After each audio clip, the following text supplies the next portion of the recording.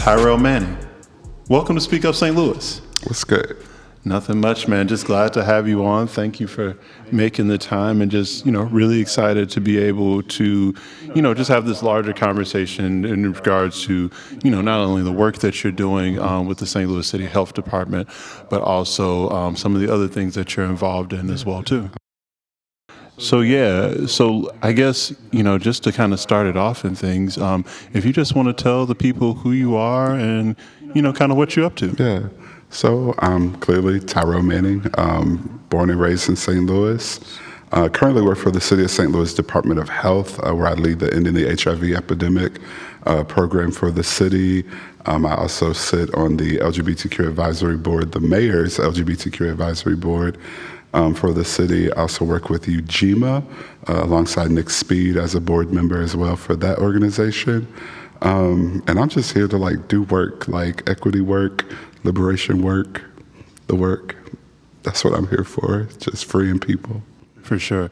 And that's really exciting just to be able to hear about all the different levels of involvement that you have, whether it be obviously in city programming, but also to, providing your skill set and leadership to other organizations and boards as well, too, to make sure that St. Louis isn't the same as we found it. But before we get into all of that, I really want to start off with, because, I've known Tyrell, briefly before the podcast episode, but just really wanting to get into the conversation and your love around gardening and planting and things like that. I'm really curious on where that started for you. Is that a recent passion? And how did it come to be? Yeah, so I kind of got into gardening, I guess, originally. I think I'm more familiar with it because of my grandfather, who passed away in 2019. And so I think for me growing up, he always was passionate about making sure every spring, all summer, we had flowers. He was digging, he was planting.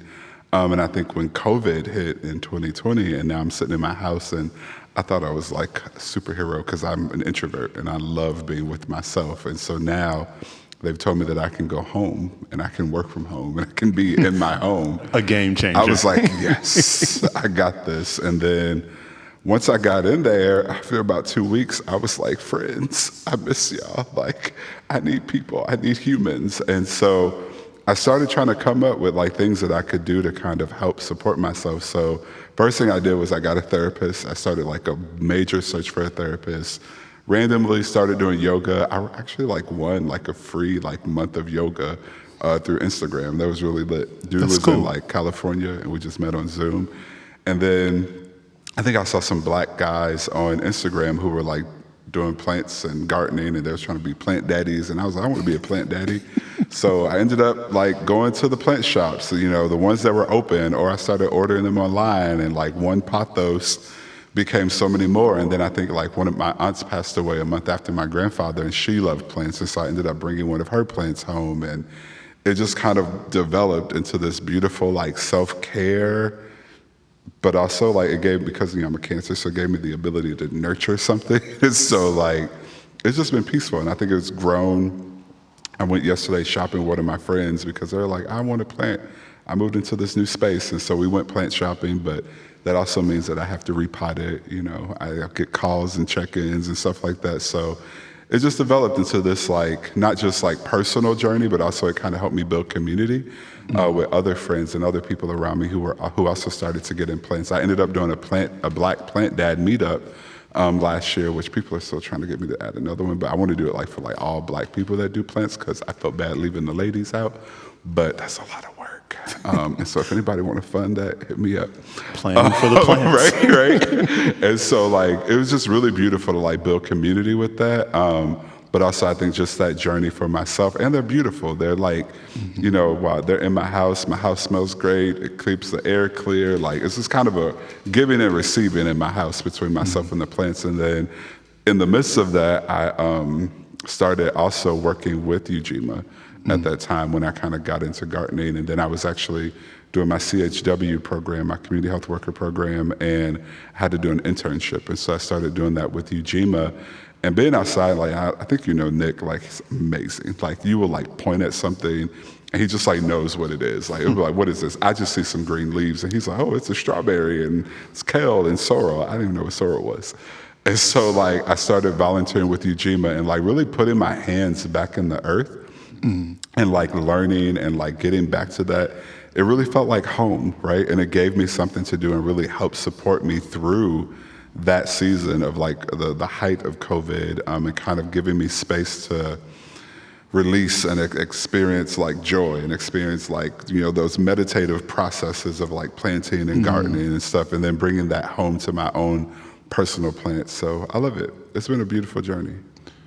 So first, thank you for sharing that. And I think you touched on a few different things that I found just really interesting. One, to be in, I think for many people that probably have the opportunity of building community within isolation. But also I think what you talked about as well is this level of self-care that you were able to find despite all the things that were happening, like all the turmoil, because it's not just, when we talk about a pandemic, it's not just the pandemic, it's the politics that were also involved around that. There were a lot of other things that were really creating, you know, a very traumatic time for individuals. And so you had touched on therapy, you had touched on self-care, you touched on a lot of different things, and so I'm curious on, you know, what are some of the biggest changes that you've seen for yourself personally, and what advice do you give to other individuals, in particular Black men, around therapy? Because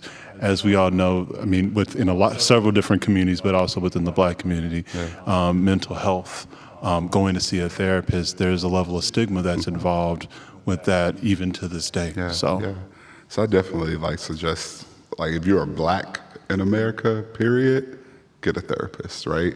I know some of us going to churches and mosques and temples and stuff, it's beautiful, stick to that, work it out, but like a therapist, like, and I think Black men, we need a therapist, right? And I think for me, that journey, which was scary, and I think so often we think that like, and I don't even tell people to like get a therapist. I would just say like start a healing journey, whatever that looks like. And I think for some, you know, everybody honestly may not get a therapist or be able to afford or whatever, but like there's so many ways you can get free therapy. You can get people who can work with you. I personally have an amazing therapist. I'm always plugging her and giving her to friends all the time. But like really creating space for you to experience healing, whether that's journaling, whether that's gardening, whether that's house plants, communion with friends and fellowshipping, like whatever you can, creating those spaces. Because I think so often, you know, especially as Black men, like, and I know I mentioned like before we started this, like my cousin passing, but like this particular cousin was probably one of like all of my cousins, and they all say it, you know, in different ways, but he made sure every time we were together, he told me that he loved me, right? And I think as Black men, we don't always do that. We're not always allowed to express that emotion. We're not always allowed to be anything but perhaps angry or frustrated or whatever. And so to create a space where you are starting to process and like sit with those emotions, sit with your past, sit with the future, sit with the present, and work through those things. Work through, you know, kind of why are we frustrated? Why are we dealing with things? How can I manage, you know, better, you know? Because the world is often like against us, right? In many spaces. And so to create a space that is simply yours, right? And I think that's been the most beautiful thing for me, because my therapist always reminds me that like she creates a container, but this is my space, right? This is my space. And I don't always, you know, and I think that's a beautiful thing I love about her as well, is that like it's never structured, right? I come in and whatever I'm like, if I want to vent about, I don't know, the color of the sky for that day, like I can talk about that, right?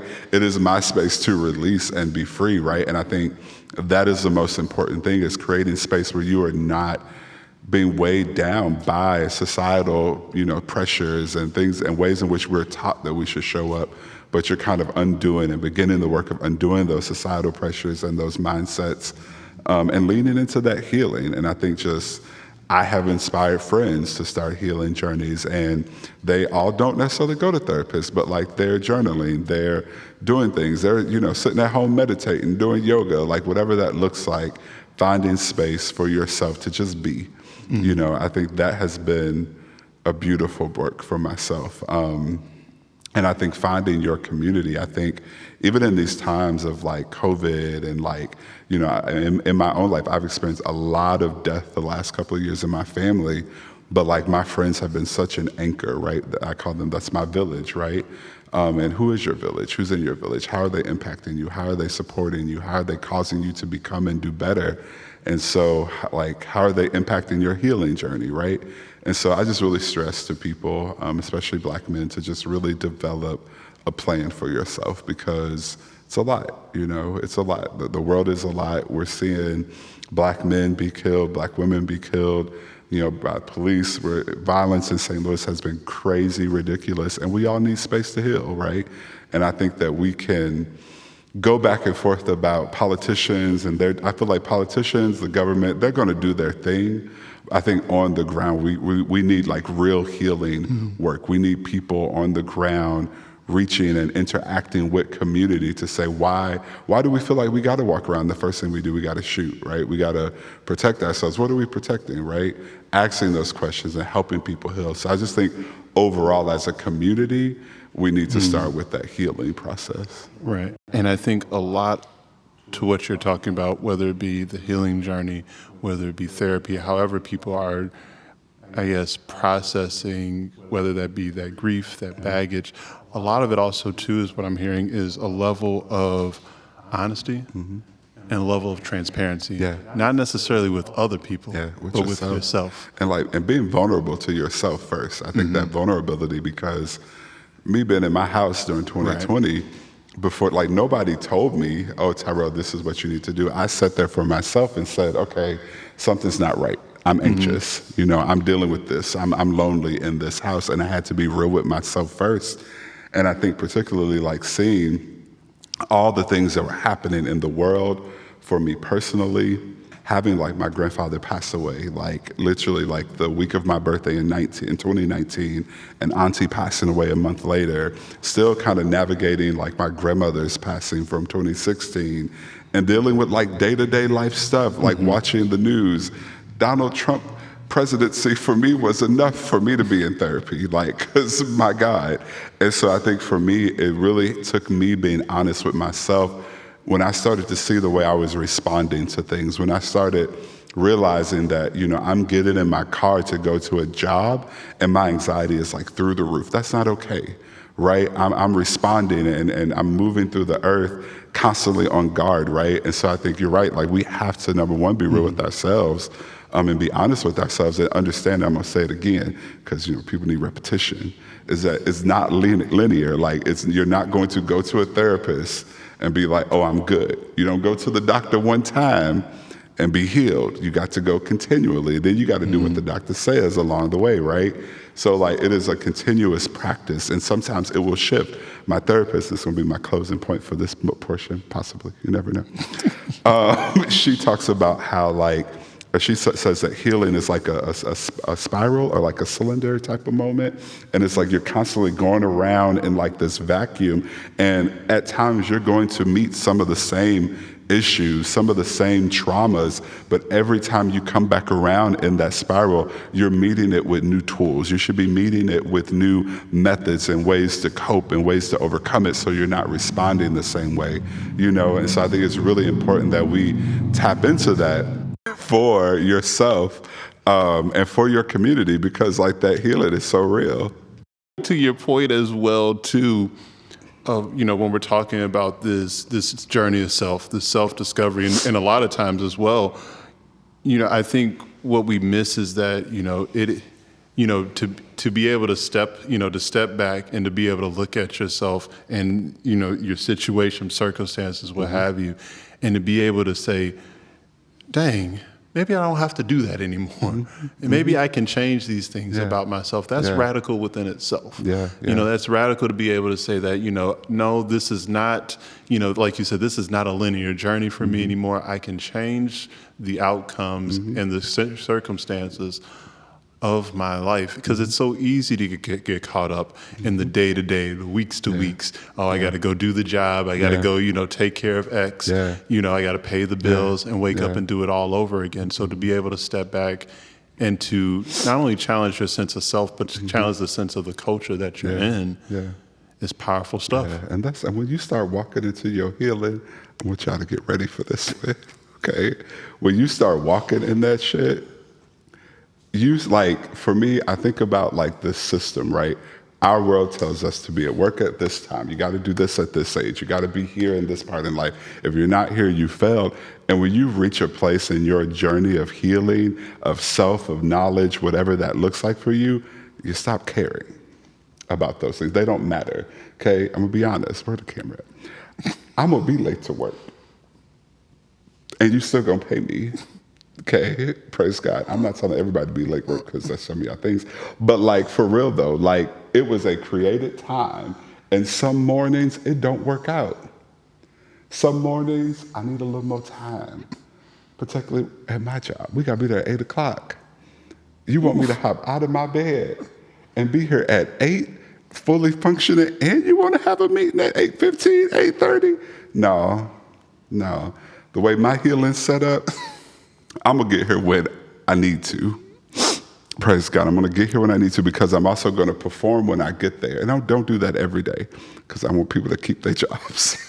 But I'm just saying, in all of this. I'm using this as a context that sometimes when you begin that journey, you begin to shift your mindset on a lot of the things that we have been taught and indoctrinated to believe that, like, and the pressures of this society that will literally drive you crazy. Like, if you 35, 36, whatever, and you haven't made it, like, where have you made it to? Like, where are we going? You get one life. Right. Where's this idea promised? Yeah, and Beyonce said it in this wonderful gospel that she wrote, Renaissance, and that break my soul. First of all, you won't break my soul, but she said, release that job, release the trade, like release those things. I'm gonna paraphrase now and add to her scripture, like you have to release those things that literally are causing us stress, causing us to doubt ourselves, causing us anxiety, causing us to like live these like robotic lives that are mostly centered about how are they going to feel about me? How are they going to do this? And even for me, when it comes to like doing the work of the people, I am 100% people at the center. Community has to be at the center of that. But at the center of that is me and my needs. And if I cannot do anything if I am not well, I cannot show up if I am not well. And sometimes that means I need at least 10 more minutes of sleep this morning. Work, I'm sorry. I need to work from home today. Work, I'm sorry. Or, hey, friend, I can't make it to that gathering. I need to do something for me. And so I think really beginning that work brings you back to self and to your, like when you have an empowered self, like you empowered within yourself, you're about to do great things. And can't nobody shake you off of that. They can't shake you from your healing. And they ain't gonna stop it like these noises were trying to stop this flow. They can't stop what's coming. They won't be able to stop you because that's power right there. Like that's so much power. Just like the beauty of learning yourself and learning that you like, you know, I love music. So like India Arie, like, you know, like you're not like your parents, you're not your grandparents. Like you are literally your own person. Ooh, to segue this conversation Go real ahead. quick. Because you have a love for music, give me your top 5 artists. Okay. I'm curious. I'm curious on what this range is going to be. I got you. So, you know, I love to feel. In no particular order. I got you. So definitely for me, I love Jill Scott. I'm a neo soul type of man. I love Jill Scott, Jasmine Sullivan, my Lord. I love India Arie as well. She makes like just, and I think she's kind of underrated, but you turn her on in a deep, deep, dark place, she'll pull you out of it. You know, lately, Glorilla has really been blessing my soul. You know, you got to get ratchet sometimes on the weekend. I love how you went. But that's what I was looking for, that range from like, I'm from just Jill saying, 'cause Scott. sometimes, you know, to I Jasmine Sullivan to Gorilla. Sometimes you need to, you know, throw it a little bit. Who else? I love the Migos too. Are you a Migos fan? Migos, I do. Like Raindrop. Dropped off. Okay, I'm done. And I like, what was that? Is that 5? I don't know, because I have to That's throw 5. Meg the Stallion in there. I mean, too, of course, because I love Meg. Like Megan, was it Meg Monday Freestyle? Everything. Nice. Go ahead. Okay. So yeah, there's a lot of range in there. And then somewhere you might get like another, like, is that girl Samara Joy? My God. I don't know about Samara Joy, that girl, she sings jazz. And there's like a goddess sitting at the back of her throat with holy oil and shit. Like she took Adele's song, Someone Like You, and just laid that out. It's just, listen to it when we're done. It's I'll have to beautiful. go check it Run out. you a little bubble bath, because that's a bubble bath song. I'm just saying. That's it. That's hilarious. One of those kickback, relax. Yeah, light you a candle. Red wine. Okay, afterwards, you got to call a friend or two, Just saying. For sure. She's beautiful. So, you were talking about, centering yourself in the work that you do, and, making sure that you have that space for yourself. And so, obviously, the work that, that you had talked about earlier, that you had touched on, that's critical work when we're talking about like this, at least what I would say, is, especially with your role, is this intersection of healthcare. And then also, obviously, there's the government aspect of the work that you do, and then also the actual community aspect of what you do. So I'm curious if you want to just get more into kind of what that role is, the program, and then also, how do you navigate all three to make sure that you're meeting the healthcare needs, the community needs, and also the government needs? Yeah. So I think it's very interesting. So, because I literally went from like working at like community-based organization in public health to government health department, still public health, of course, but at a very high level. And I think my biggest thing was bringing in, because at the heart of it, I'm an advocate, and bringing that spirit into the health department. It's a little rocky at first, because I'm working with systems, I'm working with bureaucracy and all of that good stuff, but I push back on everything. I'm not afraid to push back. And so my supervisor has the amazing job of working with me and understanding that I'm going to push back. And so it has been for me working within like the city government system, learning that system and understanding why and how it works the way it does, and how I need to learn how to maneuver in it and get it to move how I need it to move. Which is work. It's stressful. That's why I have a therapist. Praise the Lord.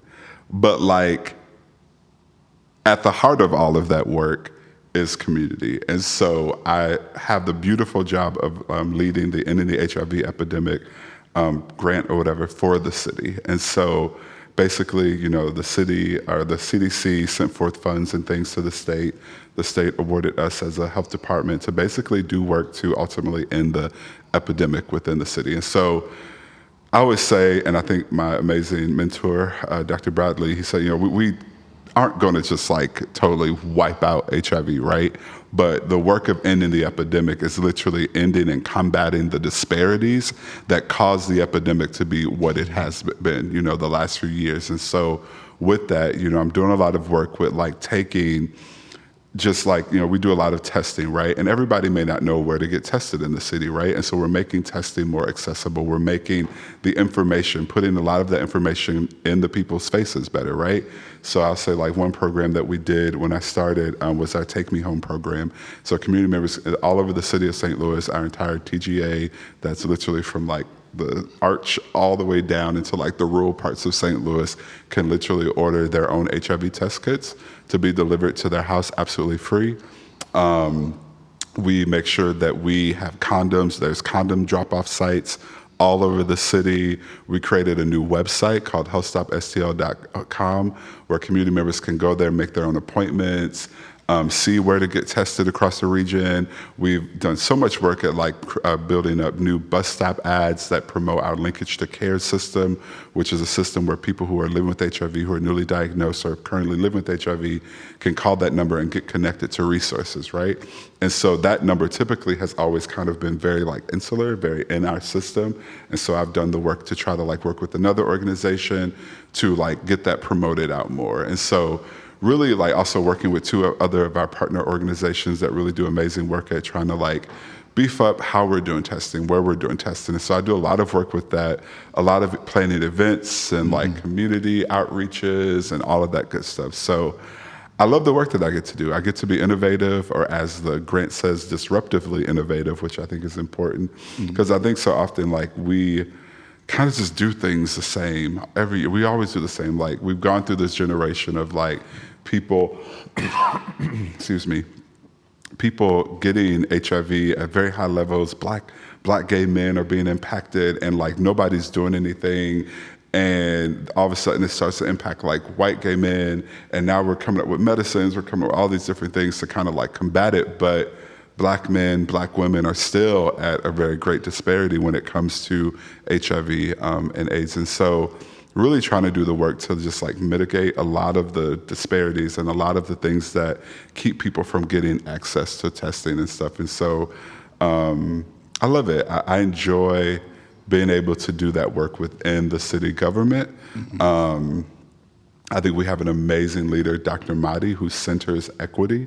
I literally, between her and my own supervisor, Natalie, I came because of them and their heart. Because, I mean, I think often as an advocate, you don't always see yourself working within the system that honestly sometimes makes things a little bit harder, right? But I think it was needed. You know, I feel like it was such a time as this that I would be called to the city to do that work. And so it gets frustrating. It can be a lot, but it is important work and work that I'm proud and honored to do for the city. And so that's one thing that I get to do. And I think really every day, and it sounds really cliche, but I think remembering my why is what at times keeps me getting up and going to work. Not always on time, because sometimes I need a little bit more rest, you know? That healing process. Yeah, my healing process. Remember that. It's so, and even with that, boundaries and stuff with work. I'm not a person that typically when I'm off work, I don't really talk a lot about work and stuff like that. And so even within that healing process and that healing journey comes boundaries with work and boundaries with how I engage in work after hours, right? And also how and what I involve myself in, because I feel like working in city government can be so stressful. It's a lot of hard work. It's a lot of hours. It's a lot of brain time. But I definitely make sure that I take the time for rest and take the time to kind of unplug, which also kind of means that, like, you know, things like my work with UGMA, my work with the LGBTQ Advisory Board, those are also priorities. But I have to also remind myself that I can't just like completely turn off, because I've turned off that part of work, but there's still other works and things that I'm involved in. And so I think for me, I've really struggled at times to kind of find that balance, because I think I'm so ready to turn off of like the high level work that I do that like I have to remind myself, oh, Tyrell, you still need to engage the work in other spaces. And then also knowing that people begin to see the work that you do and to see you, and how can I show up for other people? And so I think that's kind of been some of the struggle within that, because I'll be tired. Like, I'll be ready to go to bed, like, after all of that. And when you're dealing with work that's looking at improving the equity for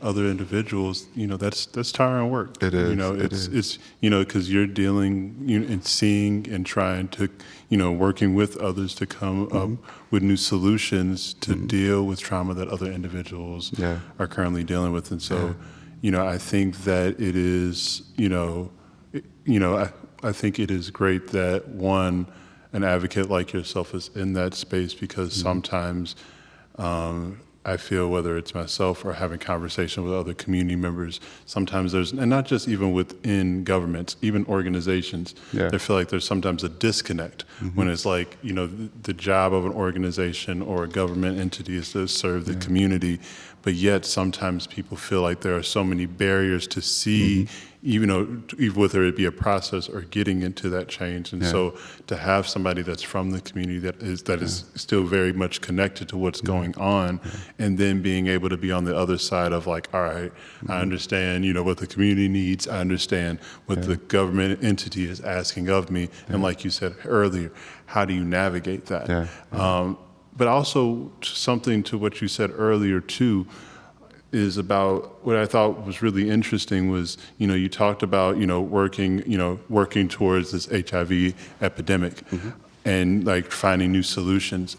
And it seemed like, at least for me, you didn't really even talk about necessarily HIV.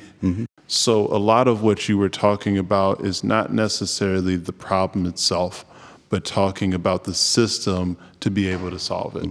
And so, especially with the work that you're doing, whether it being putting food insecurity within that work, and saying what is the system that we need to solve around that, taking the HIV work that you're doing with the county health, city health department, or even the work that you're doing with the LGBTQIA advisory board, and saying like, how do we center individuals that the system is supposed to be working for, and making sure that we can solve those. So I just found that very interesting. About it's never about the way that you talked about that is it's not about the issue, it's about the system that needs to be changed, the policy that needs to be changed. Because I think it's very easy though to like point at people. Like we look at like gun violence and it's like, oh, the people. We look at HIV and like honestly, typically people think HIV, they think Black gay men, right? And I think, and I read an article that was typed up once,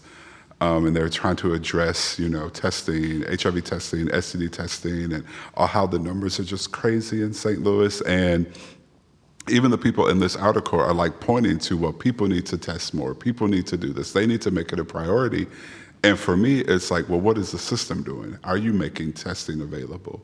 Do community know where to even go? How are you promoting it? Are you going to them? Are you going to the streets? I think about a friend in New York that said they can literally walk outside of their house, go a block over, and there's a testing truck right there. And so I think it's important that we stop simply thrusting things on community as if they're to blame for everything when the system is what created this issue at the end of the day, right? And I think another thing I want to say too about that was like, and again, like one of the things that like is important, I think when you are working in these systems is having a freedom dream. And I get that from Darnell Moore, amazing vessel, amazing soul. Beautiful book too. People need to get his book, go to Amazon. But like Darnell talks about like freedom dreams and like being able like, and I mentioned this to my supervisor even last week, that like it's so easy in government to think about all the blocks, to think about all the ways in which the system is going to block us from doing something. But in my heart and in my mind, I have a freedom dream for this city, in everything that I do, that it should not be hard for me to think about a city where people can go and get fresh food in North St. Louis. Right. I feel like you had a freedom dream and you created the mobile market, right?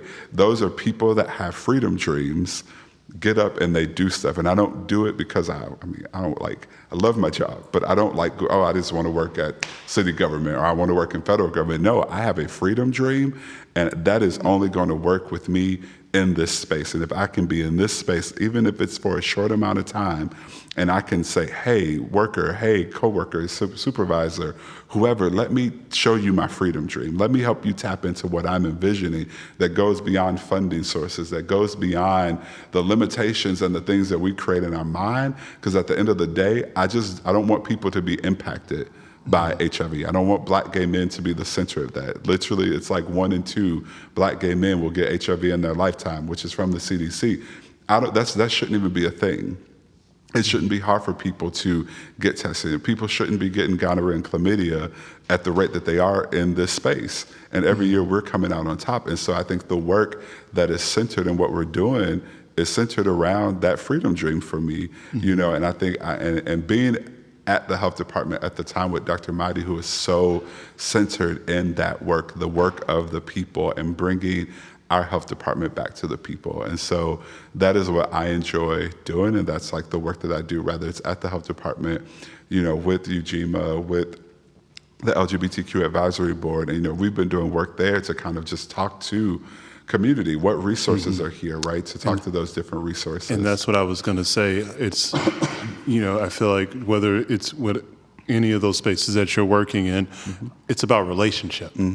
So it's like if if the system or the people, that individuals that are working within the system do not have direct relationship with the individuals that they are trying to have impact with. Or for some cases, they're not even thinking about with, they're thinking about for. Then how can you ever come up with an equitable solution that is going to be able to impact not just people, generalized people, but singular individuals and their needs? So it's a work, but I think we have a lot of people right now in the city, and I think my friend Darius, he started saying it before Beyonce came out with the album, but we're in a renaissance, right? I've seen it multiple times. St. Louis is in a renaissance. We're in a renaissance.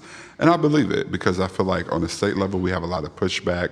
We have a lot of trans bills that are trying to be being passed and trying to be passed, but we also have people that are pushing back. We have community that's speaking out. We have organizations here like grassroots, like fresh off the ground people doing work to say, no, we cannot take St. Louis as it is anymore. We have to improve. We have to do better. We have to grow and stop all these systems. Radical dreaming. Okay. I'm here for it.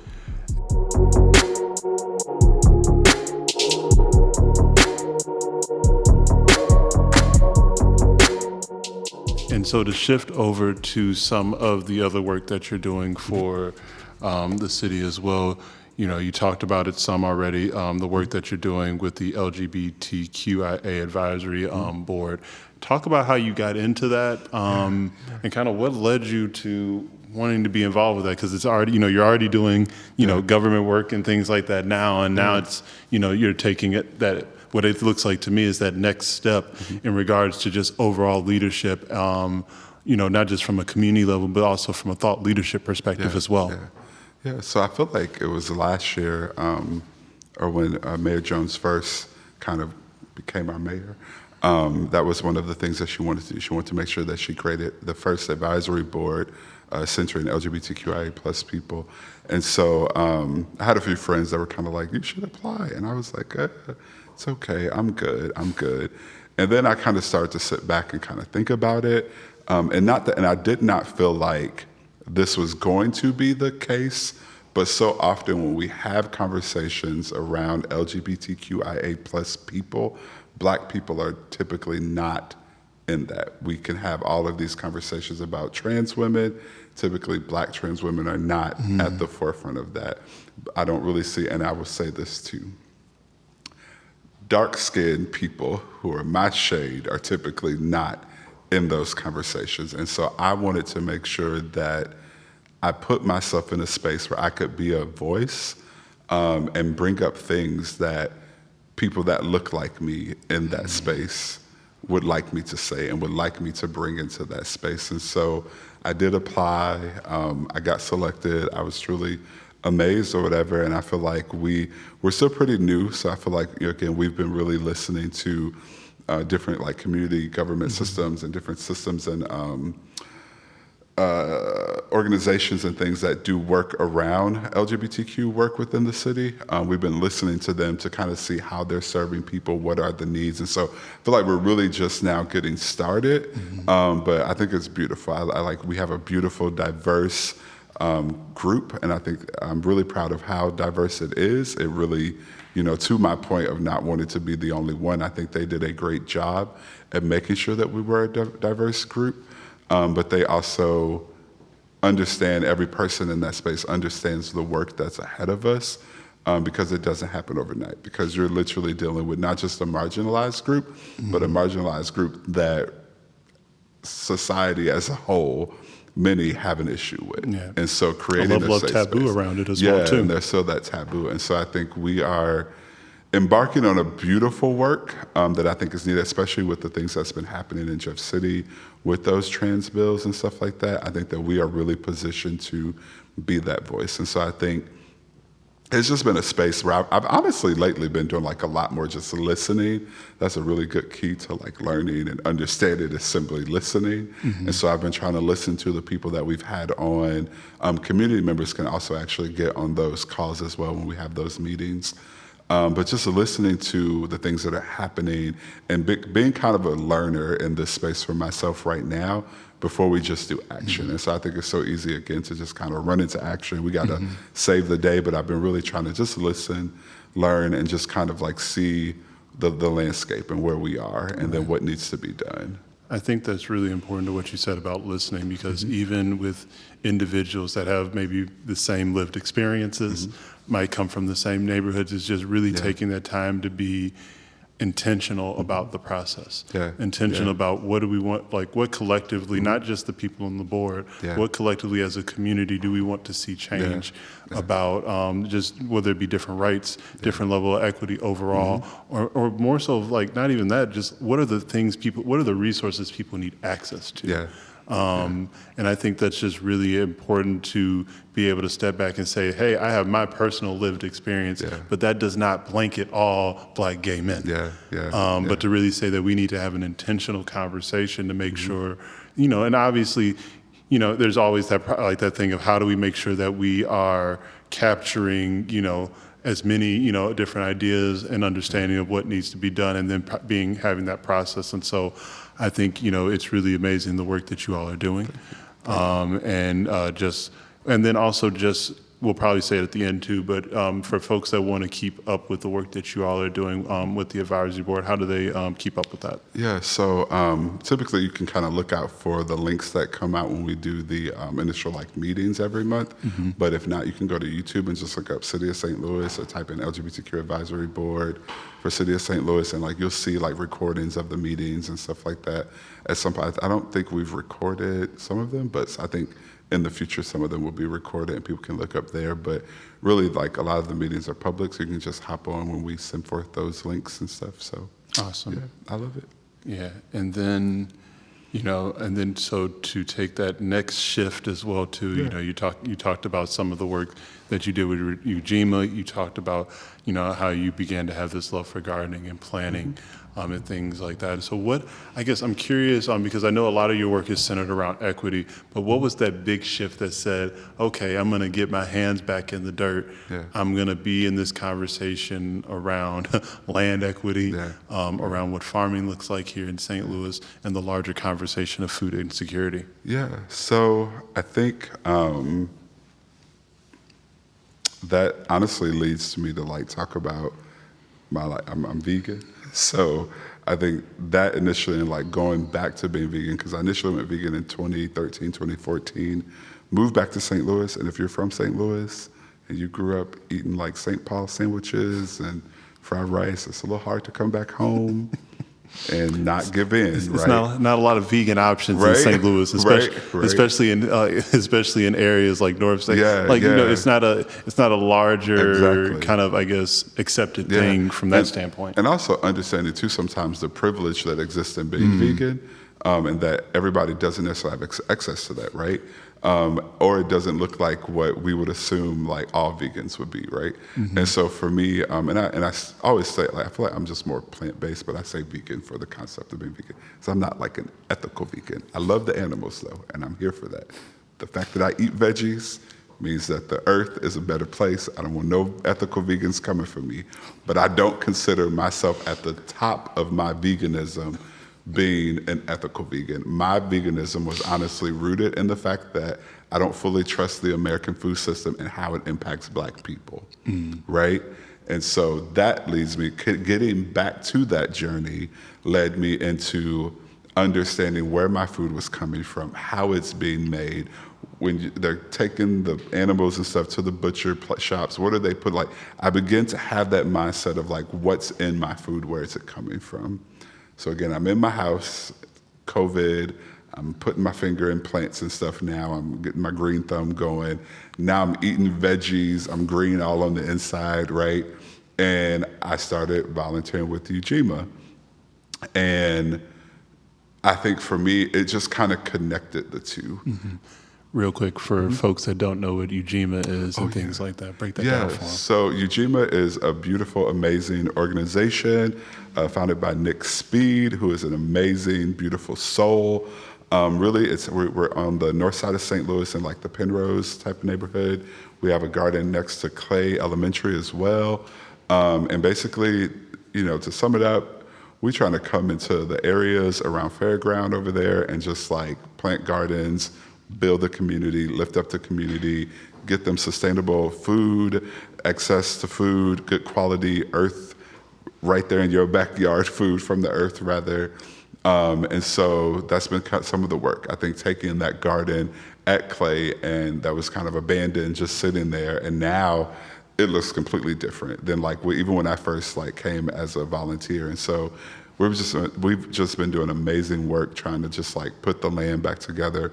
We have George Washington Carver Farms now, which is I think it's off of Penrose as well. But we've bought a house there. We have land there that we're building out. We're adding like a grief garden, space for a community to come in and just process. They can come in and get food, educational pieces. So there's just like, Nick has a freedom dream, right? And that is why I attach myself to UGMA, because I can align myself to that freedom dream. And I think that is what kind of prompted that. Like, I went vegan. Now I'm working with Nick, and now I'm like, okay, I love this. And I think just being able to like go to a garden, see the food, see the work, and then that led me also to see what other people are doing, right? I began to kind of learn what you were doing, other gardens and stuff, and understanding that St. Louis is like, again, like I feel like we're in a renaissance, like, and even, we have honestly like a lot of like Black-owned vegan spots now too, right? And so I think for me, just that whole process led me to kind of understanding like where my food came from, and that I had the ability to now put my own two hands in the earth, and the power of that. Like, we come from people that put their hands in the earth, right? And not just for slavery. Like, we were doing this before slavery. They brought us here, our families, our ancestors here, because they knew these people smart. They badass. They over here in Africa tilling and doing amazing work, building kingdoms. And they brought us here, and we just took it and blew it out the water, right? In the midst of suffering, in the midst of being beaten and bruised, right? And so I think understanding that the lineage and the history of who we are as a people is tied to the earth for me. And so that includes and really empowers me to go and put my hands back in the earth. There are times I love to do what's called earthing, where I just take my shoes off and stand barefoot in the grass, because it connects me back to the earth. And I think as a people at times we've kind of lost that connection to the earth. And so I think my work with UGMA has allowed that. And I've had to kind of get back to that, because I don't think I've said it. Like, I had a heart attack in July 2021. And so like at 35, which was really crazy, but I think that a major part of that healing process has been getting back to those things that bring me peace. And I think working with the earth is one of those. And not even that, but like seeing when people can take what's been growing in UGMA. And I think about like last Saturday, we were, or 2 Saturdays ago, we were in the garden for a photo shoot, because we have like some new merch, and like we're taking pictures, all that good stuff. And then the following like Thursday for like Give STL Day, Wednesday or Thursday, we come back and like it's grown like so much, right, overnight. And then we're able to take that, give it to people, and then they make beautiful magic with it, right? We have amazing like turnip greens and mustard greens and all that good stuff. It's just beautiful. I love watching it. That's really awesome. I got to get out there and see. I got to go out there and see UGMA. I've heard good things from one of my colleagues from Operation Food Search, and so I've heard good things. And so now that's twice. And so this is the third time now, because my cousin said, "Hey, you know what's going up there? Going on up there, UGMA? It's big things. It's a process, but we're doing big things." That's awesome, and I think it's really, amazing, just for yourself to be able to say that, that. Of course, you have all these other things that you're working on, working within government, working on the advisory board. But I think to what you said earlier, to be able to attach yourself to somebody else's freedom dream. And I think sometimes that gets lost a lot in the conversation of us being in a capitalist society, to where it's like, it's me, it's mine, I need to build my own, but not realizing that even for us to build our own takes somebody else. Yeah, and I think one thing too, and I always think about this in the context of like my friends, and some of my closest relationships have always been with people who we shared our stories first, right? And so like I think about, my 3-4 closest friends, and like all of them, I know how they arrived where they are today. And I also understand the freedom dream that they have, and we're able to build and bond and grow and support each other through that, right? And so like even when I talked about like that healing journey, that includes like my friends, like they are a major part of that village. That, you know, if I'm sad or I'm down or whatever, like they also push me in the work that I do. And I think, you know, my friend Darius, we're like alike in a lot of ways, but we're also different. You know, he's another amazing like systems mover and stuff, but like he challenges me, I challenge him. And so I think you have to have those people. You know, I have that friend that brings me down and makes me feel balanced. I have that friend that might wear my nerves thin, but like we gonna rock it out, right? And we bond and we come together, and at the end of the day, they're offering me mad wisdom in the midst of it, right? And so I think just really creating that village and that body that supports that freedom dream and pushes it forward. And you all are collectively doing your own work, but you're also taking that and saying, hey, I'm about to like change the world through this freedom dream, and you can come back in and tap into that village and go forth. Because I think half of what I do, I'll be like, hey friends, I have an idea. What do y'all think about this? Oh, it's great, it's cool, it's nice, whatever. I want to do this, you know. I mean, I think one of my friends like is always doing that, and I'll be like, okay, you need to calm down. Like you can only do so many things, but Sounds like Trey and I. Right? I come to me and be like, hey, I got an idea. And he'll be like, what is it? Yeah, I'll be like, well, wait a minute. Like, okay, well, let's write this down. We love a whiteboard moment, you know. Ooh, I love me a good whiteboard. I live. Good expo markers, rock it out. I got it. So when I was planning the Metro Market season for this year, which everybody was like, "Oh, he pulling out the whiteboard. Right, Must be something serious going on." My first day at working at the city, I came into my cubicle and I was like, "There's no whiteboard in here," and so that's the first thing I ordered was a good whiteboard and some expo markers. But I get the like highlighter, neon colors. For sure. Jazz it up.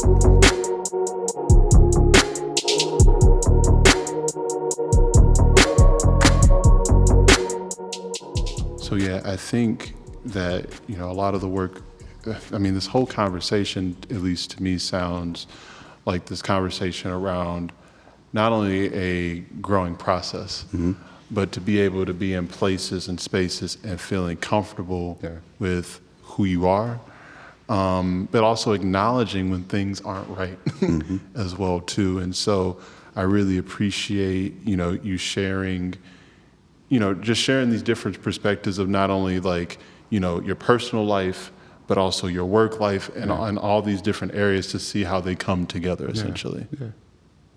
Yeah. I mean, I think that's all, and I just said it a bit ago. Our stories are definitely important, right? And how we show up for ourselves at the top of that, but also for others. And I think I'll share too, like I still have two boys, Gideon and Jaden. They're amazing. But I think last year, my son had reached out. He had texted me and was just like, oh my God, Dad, like, Mom is tripping. She's, you know, mad and upset that I had painted my nails. And like, it kind of put me in this space of like, whoa, like, what do I do?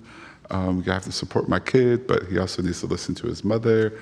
And so I kind of like paused for a minute, and then I was like, well, what's going on? You know, what are your thoughts about this? Because I always try to create environments and always allow my children to feel like they're listened to, right? And especially because, you know, we have a bit of a strained relationship because I've had to go through divorce or whatever, but within that, you know, he begins to like write out his like beautiful like rebuttal as to why there was absolutely nothing wrong with him painting his nails, right? Because he painted his nails for Halloween and, you know, they were just not with it. And so I kind of listened to his rebuttal. He typed it up, I read it, and then I was just like, you know, son, like, this is great, this is wonderful. You know, you're going to have all the time in the world to paint your nails and express yourself, you know, but how are you going to like present this to your mother, right? And so figuring out the ways to support my child through that, right? And so I think once he got through that, he kind of said, you know what, I'm not even going to fight this battle. You know, Dad, you're right. Like, I'll move forward and just self-expression will come. I was just like, great, wonderful. Like, let me support my kid. And so I get my nails painted, right?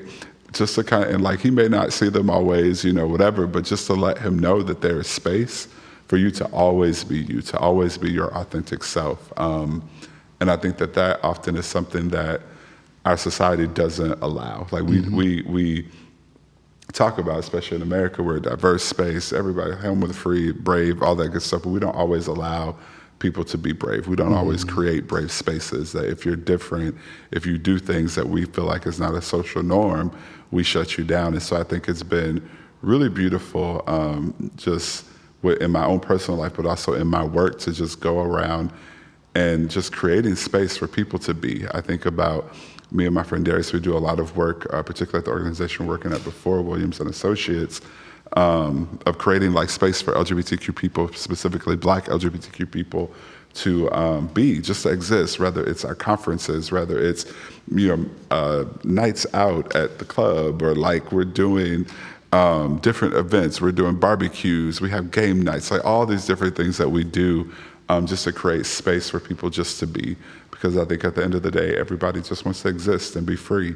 And so that's kind of what the work is for me, is creating space. And whether I'm working at the city government and I'm dealing with politics and processes and things, I've learned how to flow and move and allow community, creating space for community to be free through that, but also through UGMA, through the LGBTQ Advisory Board, and all the other random things that we probably don't have time to talk about that I do. I think all of it is just about our people collectively, our society being free, and free from just the things that limit us and keep us, For sure. And thank you for sharing that powerful story, because I think it's, like as you were just kind of wrapping up really beautifully it's about respect, it's about communication, and it's about your authentic self. Yeah.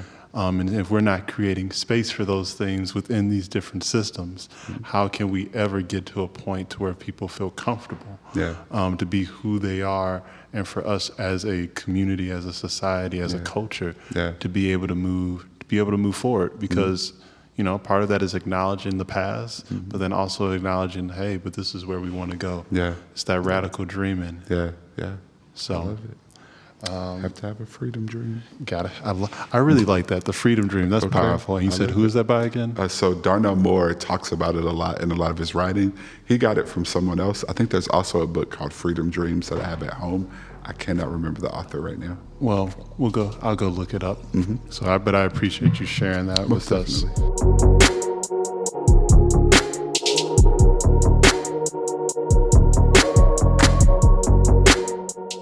As we are wrapping up, I have 2 questions that we ask all of our guests. The first question is, 1, what do you love most about St. Louis? And 2, what do you most want to see change?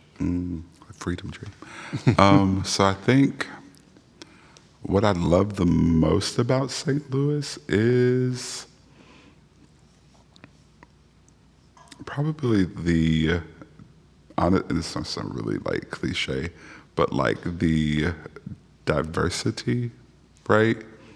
But like, because I think about particularly like other cities and things that are situated along the Mississippi, and coming here to St. Louis, and like you think, oh, it's just another like small village with big buildings along the Mississippi, but there's actually a lot of culture, a lot of richness, a lot of like diversity within here that's honestly celebrated. And I don't think we always recognize it, especially because we have like this county-city rivalry and then like all of these things. And so I think like, for me, rather you're in like Cherokee Street, you're coming to Del Mar, like all these different places within the city. And there's just little pockets of art and brilliance and diversity that needs to be celebrated. And I think that lately it's been celebrated a bit more for me. And yeah, I love that about St. Louis, just her pockets of diversity. And then last one is, I hope that St. Louis, I want her to let go of the past. We have to let go of the past. I want St. Louis to like be, to honestly, and I keep saying it, St. Louis needs a freedom dream for itself, right? We need a dream that is beyond, charters and things that were written over 200 years ago, right? We need to understand the richness and understand the diversity that exists in this space, and continue to make room to celebrate it, continue to make room for it to thrive. I think so many artists and musicians and things and talents come out of here. Advocates. Right? Advocates, but we don't nurture them. We don't keep them. Everybody goes somewhere else to find that pinnacle of success, perhaps. And so how are we creating that here? What is that freedom dream for St. Louis? And so, yeah, I just want us to continue to be an amazing city, but to dream outside of the four walls of Missouri. I appreciate that. And I think, you know, with the work that you're doing, the vision that you're bringing, not only from a city level, but also to a local nonprofit level as well, too. I'm very sure that one day we will get there. And the work that you're doing. Oh, well, hey, thank you. Yeah, I'm grateful. It's exciting because the Metro Market's back out. And so, you know, but definitely, you know, for folks to go and check that out, stlmetromarket.org. Metro Bus turned into a farmer's market on wheels. So. Okay. But yeah, so Freedom thanks so dreams. much, Tyrell, for coming on, sharing your wisdom, sharing that level of self-care, and yeah, looking forward to seeing what you get up to next. Yeah, thank you for having me.